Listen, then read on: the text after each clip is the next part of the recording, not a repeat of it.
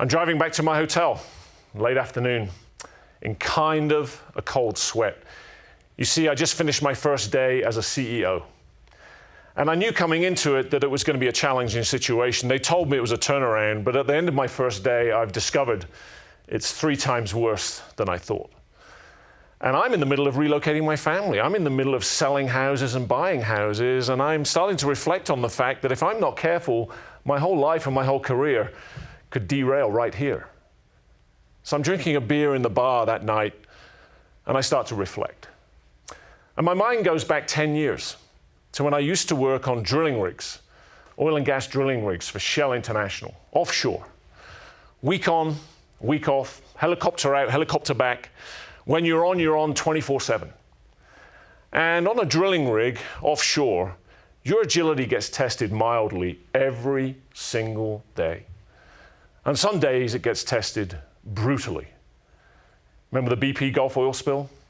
If you don't pass that agility test on that day, things do not end well. And they go very bad, very big, very fast with few second chances. And I remembered some of the situations that we found ourselves in, and when our agility was being tested brutally, what did we do? Well, we stepped in.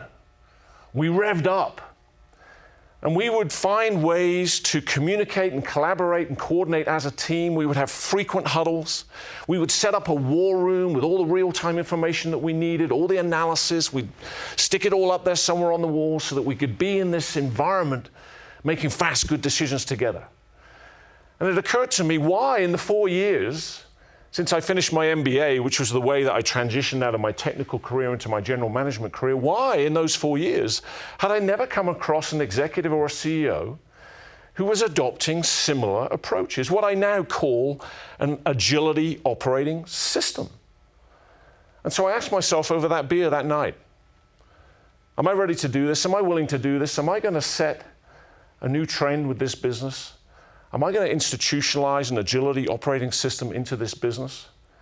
And I decided the answer was yes, I was going to do it. It puzzled me why other people didn't do it. My guess was it's so simple, it's almost embarrassingly so. And I learned to overcome that many, many years ago. So I set about doing the same kinds of things, frequent huddles, war room environments. And before long, I turned around that business. I'd done so well that the corporation invited me to merge the company across the street that they also owned into one business, and I would run the whole thing.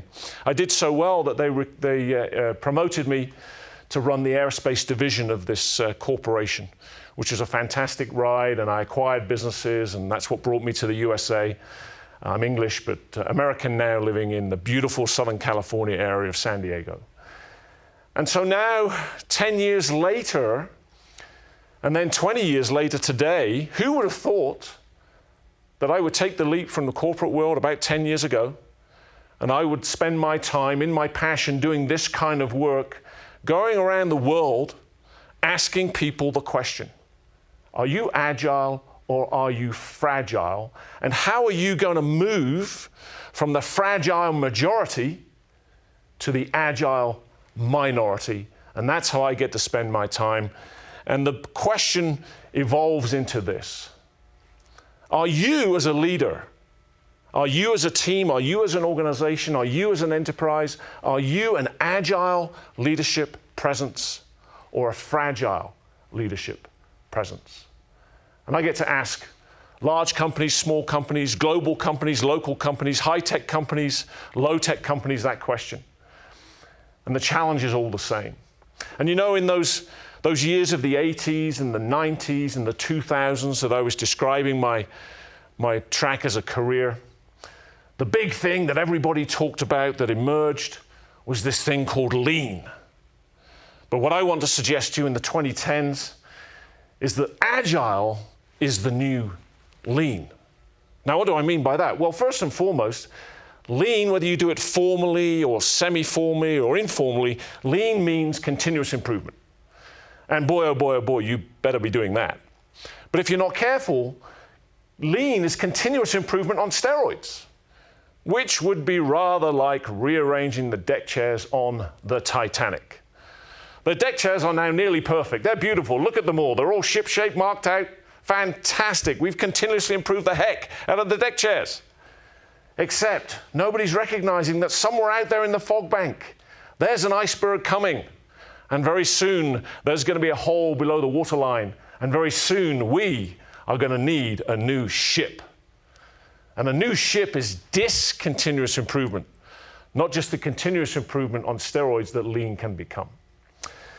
So Agile is inclusive of both. It's inclusive of continuous improvement and discontinuous improvement, or sustaining innovation and disruptive innovation. We live in a world of continuous disruption these days. That's the first reason why Agile is the new lean. The second reason why Agile is the new lean comes from the saying that the future is already here. It's just not evenly distributed. The future of Agile is already here. It's already humongous. It's huge. Since 2001, the whole software industry has moved to Agile. 80%, 90% of all the software that you use on a day-to-day basis is developed using something called Agile software development, which, by the way, has already been upframed to something called Agile project management of any kind of project, not just software. In fact, most people mistakenly think that Agile started with software. That would be wrong. It started with hardware. There's a famous article written in 1986 called The New Product Development Game that was published in the Harvard Business Review, where the two authors studied hardware companies that had developed new, more iterative, experimental, fast cycle approaches to product development, which we've latterly come to call Agile. So Agile is the new lean for two very, very important reasons. And everybody has to master this agility thing. So what I love to do with audiences, whether they're keynote audiences or workshop audiences, Vistage audiences or non-Vistage audiences, is essentially inspire people to understand the backbone of the why, the what, the who of agility, so that they can become students of agility. Your future pivots upon agility more than you realize.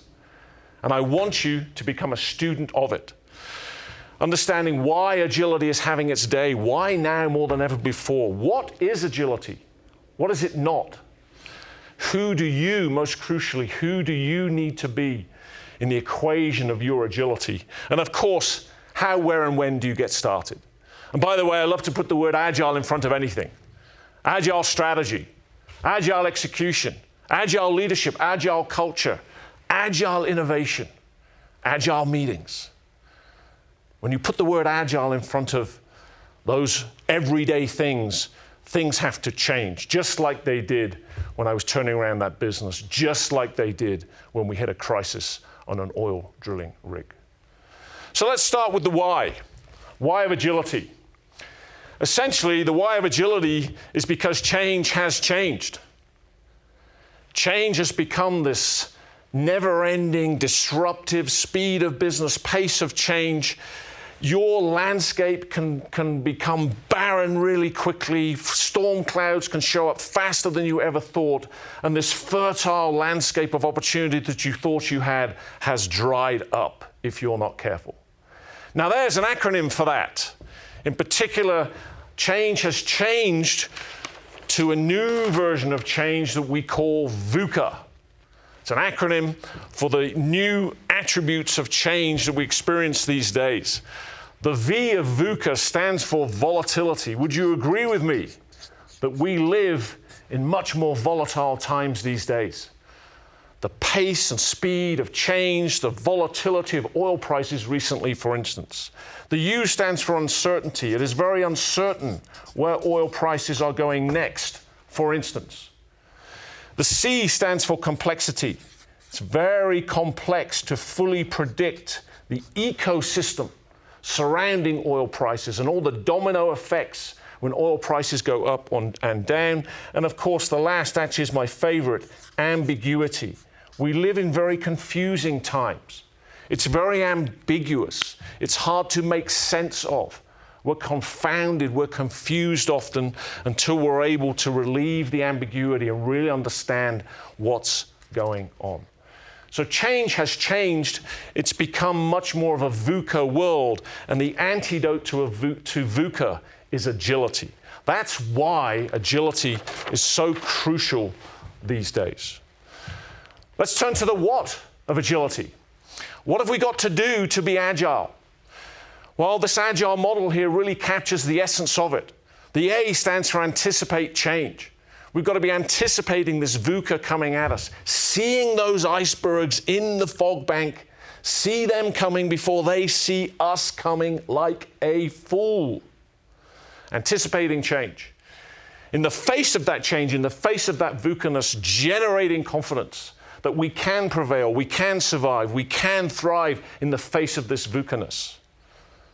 Initiating action, iterative action, fast cycle action, getting started earlier, running experiments, testing and verifying, liberating thinking so that we're being more creative and more innovative, so that we're opening the box, getting out of the box, not getting stuck in a glass box of how we see things. And then, of course, evaluating results. We've run some experiments, how have they worked out, what's working, what's not working, and then closing the loop and closing the loop and closing the loop around and around and around. We will never be done going around the agile loop. And the trick, just like on an oil rig when we faced a crisis, was to shrink the loop, to be as small as possible, as fast cycle as possible, so that we can go around that loop fast enough so that VUCA is full of opportunity, not full of threat. Now, the challenge here for most businesses is that they have to address the agile loop inside of two dimensions. Two dimensions. The first one is time horizons, and we've got 3 time horizons that we must be working on simultaneously: short range, medium range, and long range. We've got to be working forwards from the present and backwards from the future. We've also got 3 levels at which we must be working simultaneously: the operational level, the mid-level, and the strategic level. 5,000 foot, 15,000 feet, 30,000 feet. Somehow or other, we have to address the whole agenda inside of those 2 dimensions and get organized to be agile. But the reality for the majority, if we're not careful, looks more like this. It's a very poorly organized stampede. Lots of energy, lots of running around, lots of headbutting, lots of heat and dust. But it's a poorly organized stampede, and that is not a great way to face a VUCA future. If we ran an oil rig like that when we faced a crisis, we too would have been a BP Gulf oil spill. So the work that we do is to help people understand the what of agility. What are the processes? What are the component parts? What's the infrastructure that I have to install into my business to be able to run a well-organized stampede, not a poorly organized stampede? That's what agility is. It's complex, but through workshops and task teams and working groups, you can, over time, institutionalize the processes and systems that we need to develop the totality of that agility operating system. Now, what about the who? This is the most important question of all, the who of agility. It's the one I really like to major on when I'm doing workshops with Vistage groups. When I'm speaking to larger audiences at Vistage executive summits or keynotes, we're going to focus more on the why and the what of agility. We'll touch on the who, but we don't do a deep dive into the who. The topic is more about the latest in trends and thinking about agility. But boy, I love to work with workshops where we can do a deep dive into the who of agility. And when we do that, I introduce participants into 5 key attributes of agility that I want you to change your relationship with. 5 key attributes that I want you to change your relationship with. The first and number one problem in business these days is chaos. Because we live increasingly in a VUCA world, it creates chaos if we're not careful. And most people live on the wrong side of chaos, in disorganized chaos, that disorganized stampede. I help them understand that over here there's a completely different world of organized chaos. And how do we move from the majority that live over here to the minority that live over there? And even more so, as a CEO and an executive, how do we become the chief chaos coach in our business? Coach our whole team from disorganized chaos to organized chaos, because trust me, if you don't, nobody else will. Triage is a word that we find in real-time unfolding high-stakes situations. It's the most acute form of time management, priority management, focus management, attention management that you can get. The problem is that most people are stuck in what's called partial triage. They're triaging their situation, their circumstance, but they're working in their journey, in their business. They're too short-term, too operational, that they're not thinking bigger as well, longer term and strategic. So they are triaging, but they're triaging in their business. They're not triaging on their business. And I hold CEOs and executives accountable to be the #1 chief triage facilitator in their business. Because trust me, if you don't, nobody else will. Insight is about learning. We learn way too much from hindsight in business, way too much. In my experience, CEOs and executives can be way too relaxed about learning from hindsight. Kind of stuff happens. I want you to be an insight trainer. I want you to train your people from learning from hindsight to learning from foresight, seeing that VUCA coming before it sees us coming like a fool.